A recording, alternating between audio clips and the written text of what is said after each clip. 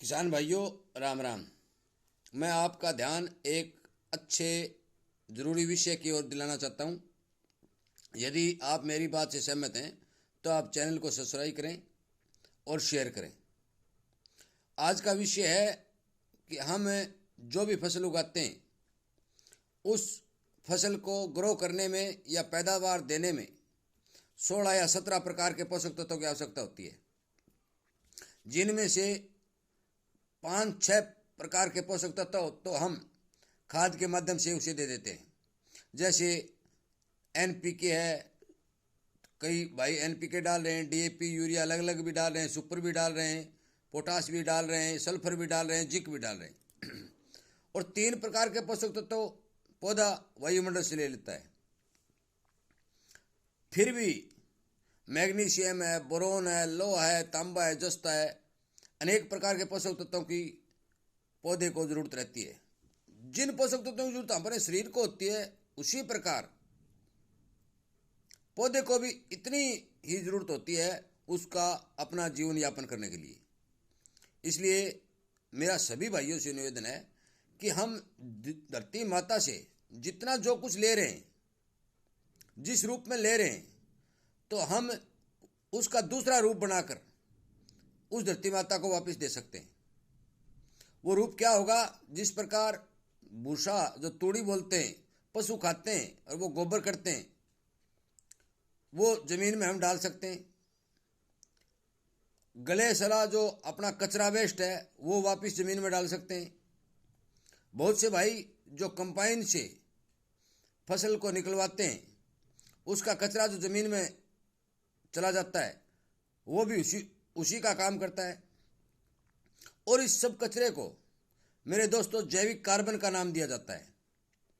जैविक कार्बन एक बहुत ही महत्वपूर्ण तत्व होता है जो जीवाणुओं की खाद, जीवाणुओं की खुराक होता है और फसल की उपजाऊ शक्ति बढ़ाने में काम करता है। साथियों, यदि हमारी माता कमजोर होगी तो हमारा पौधा भी कमजोर होगा। इसलिए धरती माता को मजबूत करना या उसकी ताकत को बढ़ाना हमारा कर्तव्य बनता है। हम जो भी अनाज पैदा कर रहे हैं, यदि धरती माता में पूरा पोषक तत्व होगा और उस जमीन से हम अनाज पैदा करेंगे तो उस अनाज में पूरे पोषक तत्व होंगे और उस अनाज का खाने का स्वाद ही बढ़िया अच्छा होगा। पहले जो वीरान जमीन हुआ करती थी उसमें पोषक तत्वों की मात्रा पूरी हुआ करती थी, जिसी कारण उस अनाज का स्वाद अलग होता था। आज जमीन का दोहन बार बार हो रहा है। कई किसान भाई तो एक साल में 3 फसल ले रहे हैं, नहीं 2 तो नॉर्मल ले ही ले रहे हैं, और वो भी फसल एनपीके मान के चलो यूरिया डीएपी के सारे ले रहे हैं।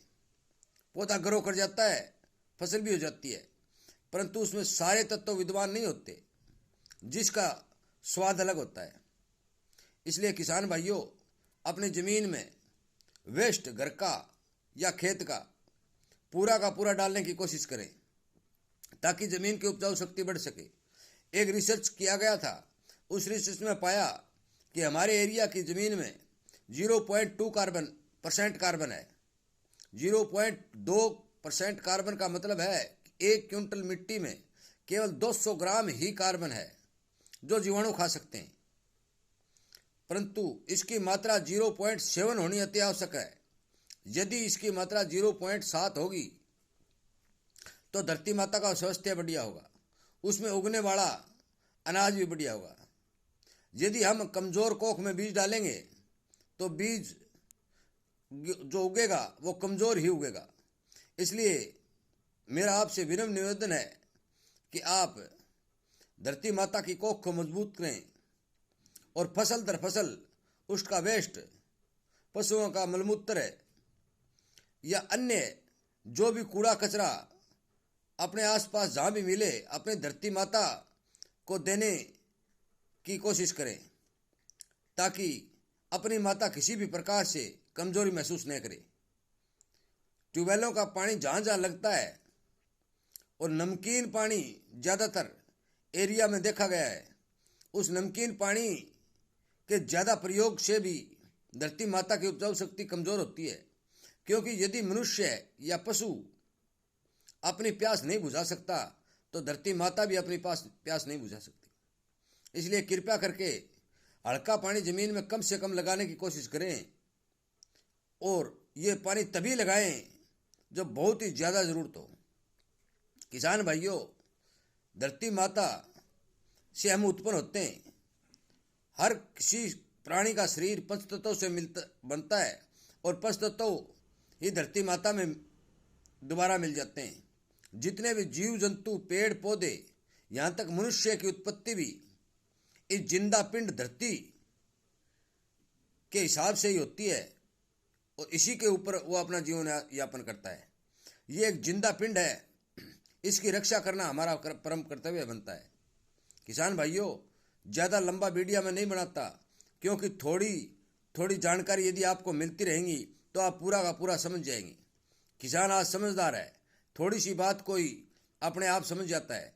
इसलिए हर जीव जंतु का पालन पोषण करने वाली, हर मनुष्य का जीवन यापन करने वाली, और हर जीव जंतु को अपने पेट से, अपनी कोख से जन्म देने वाली धरती माता की रक्षा करने के लिए इसमें जैविक कार्बन बढ़ाने का काम करें, ताकि इसकी कोख या इसकी शक्ति मजबूत हो, और हमें जो भी अन्न खाने के लिए या अन्य कामों के लिए, चाहे वो बेचने के लिए हो, चाहे पशुओं को चलाने के लिए हो, जो भी है, जहाँ भी अन्न का या फ्रूट का, फल का, सब्जी का प्रयोग हम सब करते हैं, उसमें सारे के सारे पोषक तत्व विद्यमान हों, ताकि हमारे भी शरीर की ताकत बढ़ सके, और इसके साथ साथ धरती माता के कोख की ताकत भी बढ़ सके।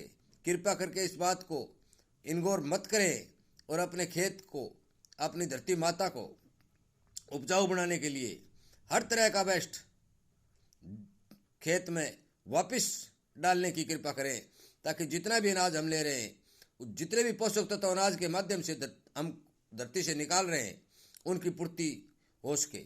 धन्यवाद।